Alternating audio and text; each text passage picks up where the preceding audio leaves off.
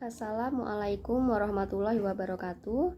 Saya Nani Oktavia Irianto. Saya adalah calon motivator magang Bimba AIUEO gelombang 15. Kali ini saya akan menjawab pertanyaan dari tugas harian pada hari kedua.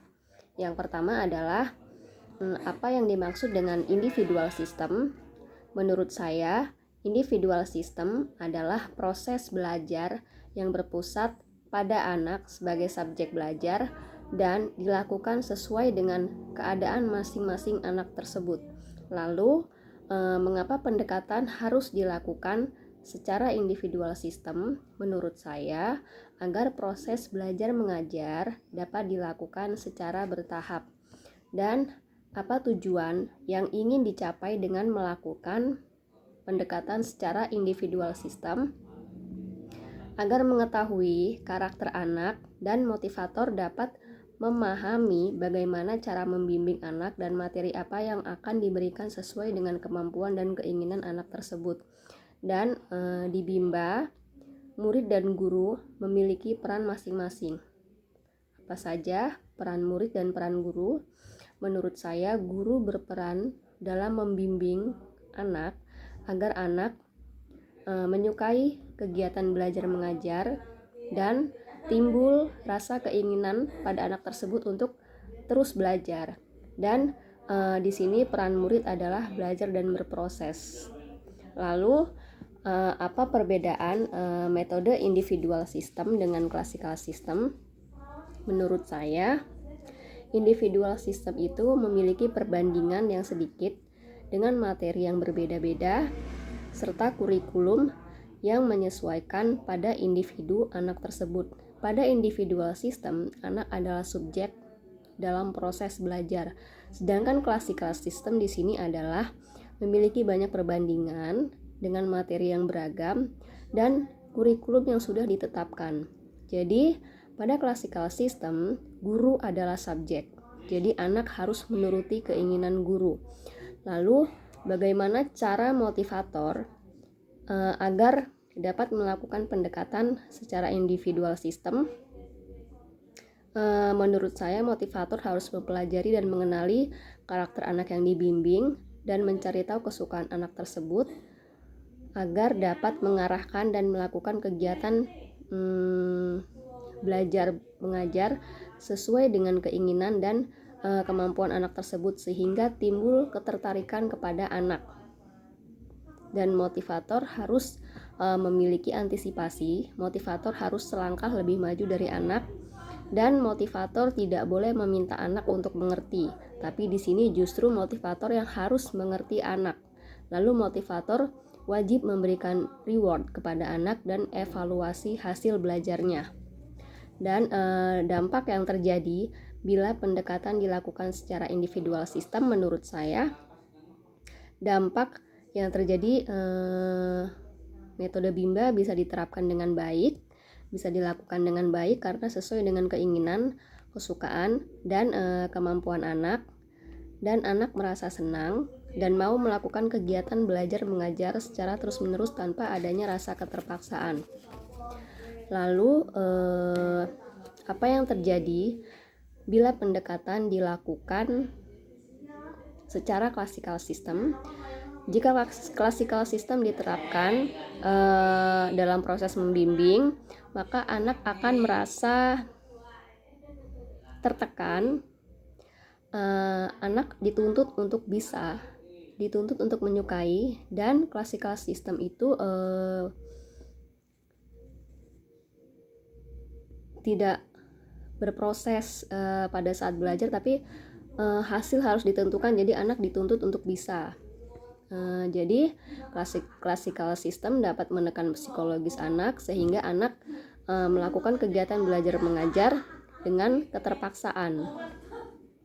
Lalu untuk bagian kedua, pertanyaannya tentang variation skill.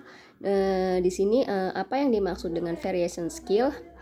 Variation skill adalah kemampuan yang harus dimiliki setiap motivator untuk memvariasikan antara aspek belajar dengan kegiatan belajar yang meliputi kemampuan afektif, kognitif, dan psikomotorik. Mengapa kegiatan belajar harus divariasikan? Menurut saya agar anak tidak merasa bosan, sehingga anak semakin tertarik, bersemangat, dan antusias dalam kegiatan belajar mengajar.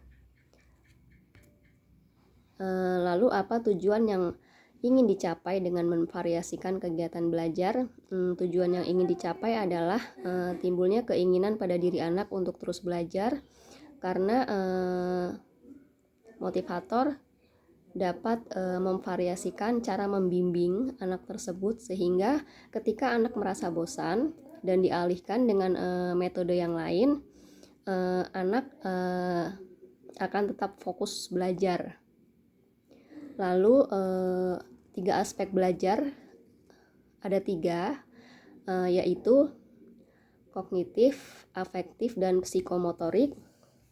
Lalu apa yang termasuk dengan aspek kognitif? Di sini menurut saya aspek kognitif adalah kegiatan yang berhubungan dengan otak atau kecerdasan, contohnya seperti membaca dan berhitung. Lalu kegiatan yang termasuk aspek afektif, menurut saya kegiatan yang dilakukan dengan dasar suka atau senang, contohnya seperti ketika anak suka atau tidak suka, ketika anak senang atau tidak senang. Contohnya contoh kegiatan tersebut adalah bernyanyi dan berdialog. Lalu kegiatan apa yang termasuk aspek psikomotorik? Menurut saya yang termasuk kegiatan psikomotorik adalah kegiatan yang berhubungan dengan fisik, yaitu menari dan berhitung dan mewarnai. Lalu bagaimana cara motivator memvariasikan kegiatan belajar dengan aspek belajar?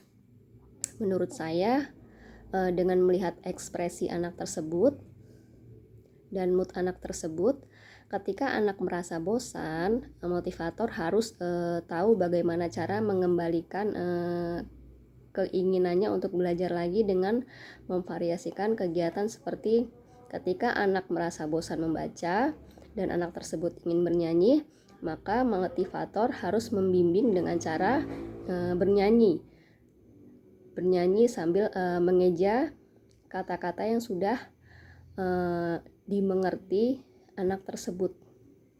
Lalu untuk bagian 3 tentang psikologi pendidikan. Apa yang dimaksud dengan the law of the effect? Menurut saya the law of the effect adalah ketika melakukan sesuatu yang menyenangkan, maka akan timbul keinginan untuk terus mengulangi kegiatan tersebut. Yang kedua, apa yang dimaksud dengan the law of exercise? The law of exercise adalah mengulang kegiatan yang sama berkali-kali yang bisa berdampak meningkatnya kemampuan anak dalam melakukan kegiatan tersebut. Lalu yang ketiga adalah apa yang dimaksud dengan the law of readiness? Menurut saya, the law of readiness adalah keterampilan yang dihasilkan dari proses belajar yang sudah dijalani. Jadi ketika anak mampu, maka anak akan menjadi siap dan terampil. Sekian dan terima kasih.